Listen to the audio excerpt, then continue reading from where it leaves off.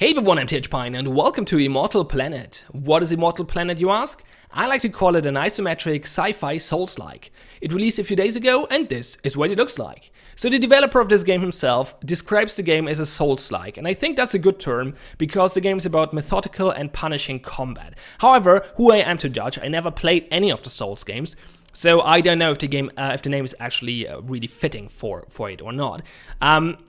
The reason for that is that I usually don't enjoy those kind of games, and I would not have taken a look at this game if not for the fact that the developer behind this game is actually the developer behind Ronin, and I really enjoyed Ronin, so I decided to give this a shot, and so far I didn't regret it. I don't think I will complete this game, but I don't complete a lot of games in the first place, so that's not a good measurement to judge. I played it for 3 or 4 hours now, and I will probably play it for a little more, and I enjoyed my time with it so far. Even though I really feel that this is definitely not the genre I want to play a lot of. But anyway, maybe you are. So this game is about fighting. You have a big sword. There are other weapons as well, but I didn't unlock them yet. You can hit with the sword. It's pretty basic. Like the core combat mechanics are pretty straightforward. You can hit. You have a charge attack like this. Then you have this thing. I'm not sure what it does. Basically, if you hold left mouse button, he will alternate between doing the charge and that thing. I'm not sure what that does. I had the theory that it increases your damage, but I don't think it does. I'm not sure. I have no idea what it does. Maybe it recharges. That was dump. Oh, I survived. Maybe it recharges stamina or something. No, it doesn't. I have no idea what it does. Anyway, you also have a block by pressing space, and you can dash. Did I say that already? I don't know. It uses up stamina. The stamina bar is up here. It refills, or it depletes with a delay, so it doesn't deplete instantly. It takes a second or so to deplete. And after the depletion, it will refill fairly quickly, which means if you don't spam your attacks and dashes too much, it will actually recharge fairly quickly. But if you deplete it completely, it will take a while. Also, we have a few skills. We'll talk about them later, however, because those are the core mechanics, and there are enough to make the game actually pretty deep already. The combat system is pretty deep, and the main reason for that is that the enemies have a very varied moveset and very varied animations. Ouch, and I screwed that up completely already. Great start. And the main skill of the game is to learn the different animations and attacks of the enemies, and to work out counter-attacks or ways to circumvent those attacks, and develop strategies to defeat those enemies without getting hit, or without getting hit too much at least. As you can see, the enemies have a stamina bar as well, and there's one very interesting mechanic in the game. If an enemy is on low stamina and you dash into them with a dash, then they will actually get stunned and pushed back a little bit. You can use that to A, stun them, and B, you can actually push them over a cliff, which instantly kills them, which is a pretty cool way of killing enemies. We'll probably do that at some point in the video, if I don't screw up completely. So this is a little mean because there's a ranged guy, and he's actually... Wow, okay, that was... that was funny. Okay, well, I dashed over there, and I triggered the mine, which dealt damage to me and stunned me, but it also dealt damage, or it also hit the enemy, which pushed him back a little bit and actually threw him over the cliff. So that was an interesting way of solving that encounter, I guess. Okay, never saw that happen. The enemies will not trigger the mines, but they will get hit by it if you trigger them. So that's actually an interesting interaction, because some enemies, right, like this one, actually, one of his attacks is throwing a mine, and one of the bosses does that as well. And you can use that to your advantage by luring them into it and triggering it like this, and then you can punish him for it. Ooh, let's use the shotgun to finish him off. There we go. That's one of my skills down here. I've different items. They're not skills, they're items. 2 spells and 2 items. This is a healing item with 2 charges right now, and you get more charges by opening those thingies. Oh, also there can be enemies in those things, which will jump on you, which is pretty scary and can be very punishing if you're not aware. So if you want to play super safe, you open those things and run away and wait if there's an enemy inside, and then come back if everything is clear. And then we have the shotgun. There are more items, by the way. You can swap them out. I will show you that at some point. And the shotgun deals more damage on close range. As you could see, it deals some damage on close range. If I use it on long range, it deals almost no damage at all. 50 in that case. And we also have 2 spells. A lightning thingy, which deals some damage and stuns for a short amount of time, and then we have the big stun thing that actually depletes all their stamina and stuns them for a long time. What the? Oh, I was out of stamina and didn't realize. Well, so much for that. Using items and spells actually cost stamina, so that happened there, I think.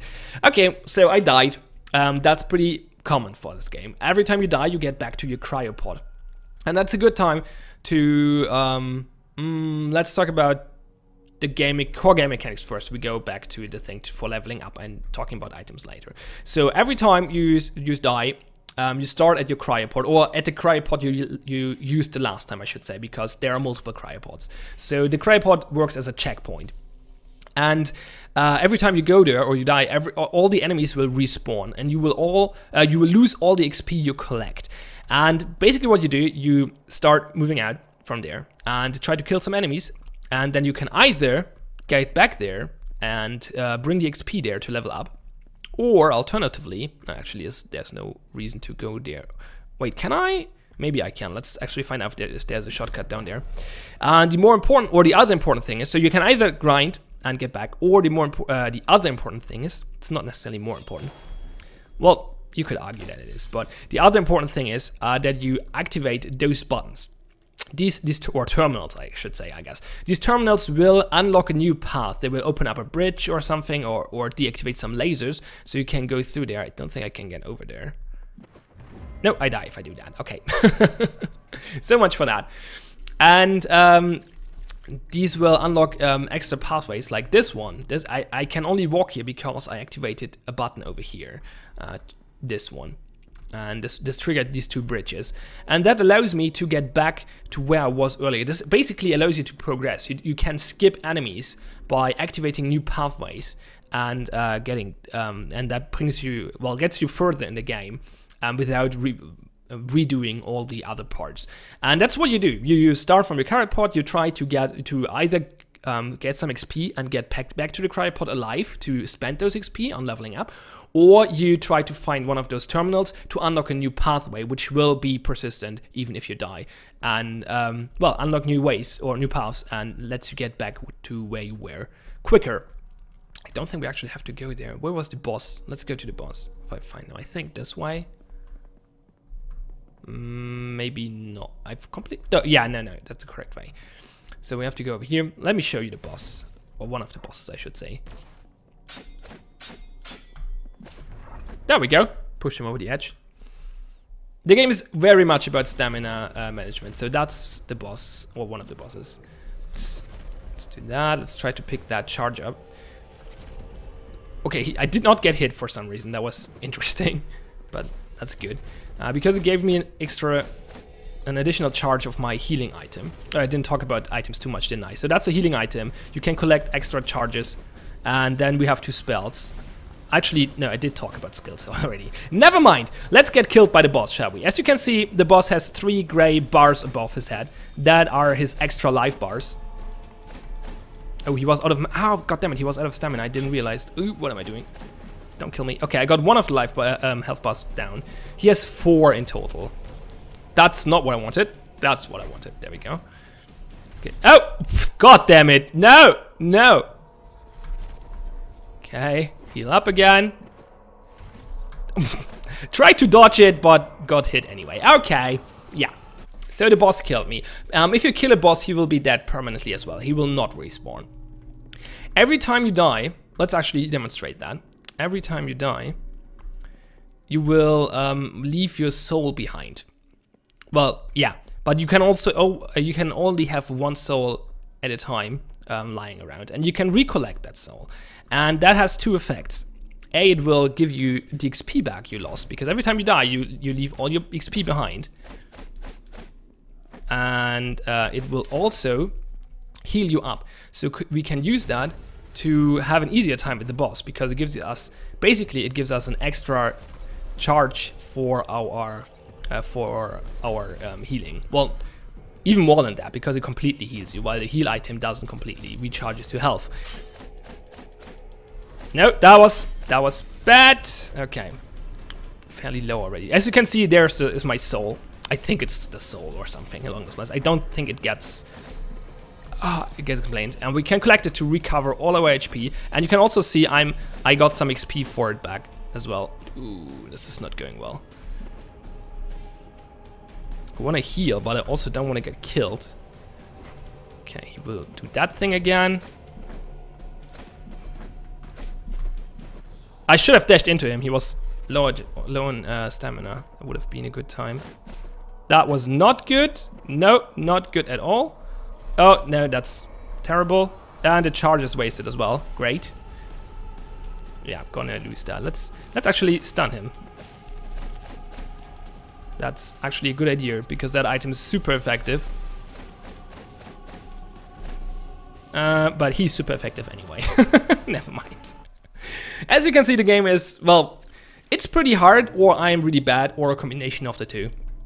So usually what you do when you want to grind is you kill some enemies and you go back to the cryopod. If you die, you try to recollect your soul and then get back to your cryopod, because as I said, you regain the XP you lost as well. And when you're at your cryopod, you press the level up button. And then you have different stats you can level up with those experience points. Since I died, I don't have any available right now. Strength, agility, endurance, willpower, intelligence, and they will level up different stats down here. So strength will increase your health and your attack damage. Agility will increase your stamina and attack damage. Endurance increases, I think, stamina, health, and armor, if I remember correctly. Willpower will increase your spell uses and something. And intelligence will increase your item uses and something else. No, I'm not quite sure what it was exactly. And that gives you extra, so a bonus item uses and bonus spell uses gives you extra charges for your skills in the lower left. And those will refill as well. So the items are permanent, but the charges are not. They will refill every time you die or you rest. And every time you level up, you will have to rest as well. And did I mention the enemies respawn? I think I did. That's obviously pretty important. You can change your items here if you want. I have a few others. Well, actually one other. I didn't try that. I should probably try that. Let's replace that with the disintegration beam.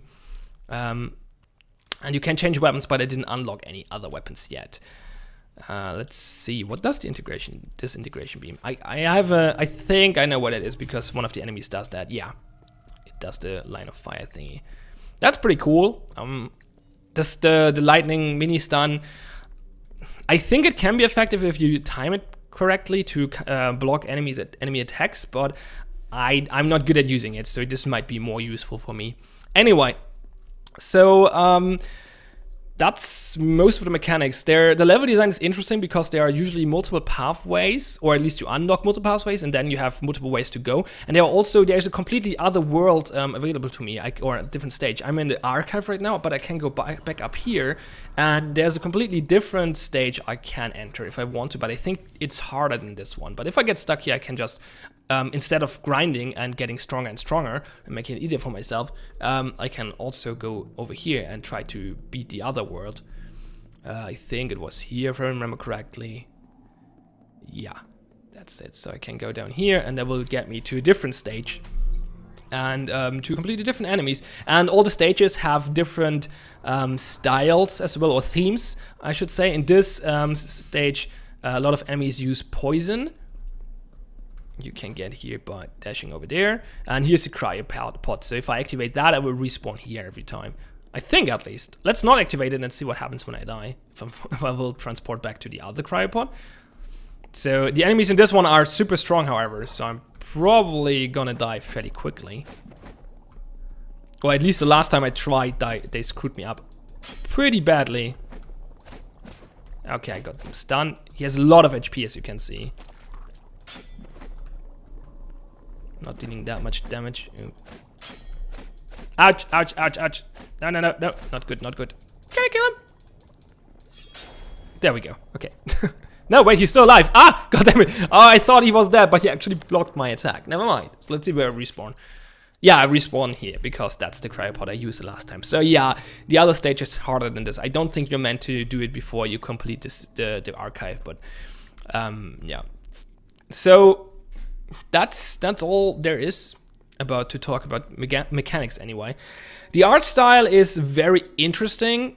I'm not a huge fan of the art style itself. I like the animations, however. The animations are fairly simple. Like, it's not a lot of frames, but they work very well because of that. They're super clear. They're really, it makes it way easier to determine what your enemies will do, because you can differentiate the animations very well because they're super clear and it's pretty straightforward to see in like 2 frames, or not 2 frames, but only a few frames to identify the attack your enemy is gonna do and react accordingly, or at least try. And that's important because the animations are fairly short as well. Like, you don't have a lot of reaction time usually, and that makes the game obviously fairly hard, but also fair because it gives you the hints if you learned the animations, and I think that's pretty important. So I think the animations are really, really good for this game, even though very simple, but I think that's on purpose, as I just said, because it makes them clearer.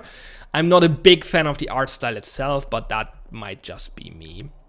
Art style is obviously a very subjective thing. So there we go. The music is actually pretty cool. Let's go to the main menu because that's the best way to showing off, because unfortunately during most parts of the game there is actually no music. If you get into a fight with a boss, there's usually music going on, but when you're just running around there's just some background noise but no music.